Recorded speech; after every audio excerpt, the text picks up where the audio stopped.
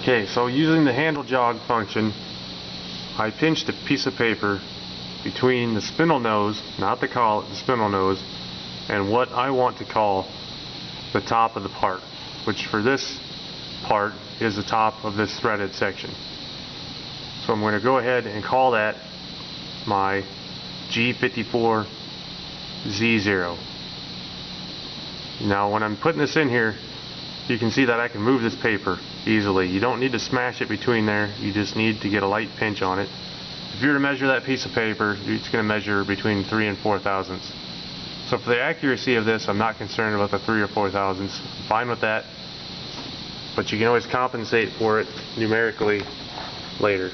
So now I'm going to go in my screen here, and I'm just going to zero my Z. By doing this, this is now my G54 Z0.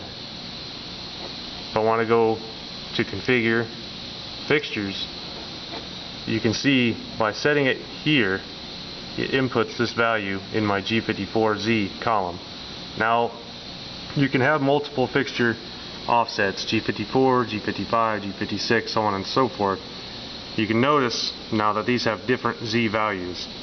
So if I use another fixture offset, like for multiple parts, multiple devices, I need to make sure then that my Z value is set for each fixture.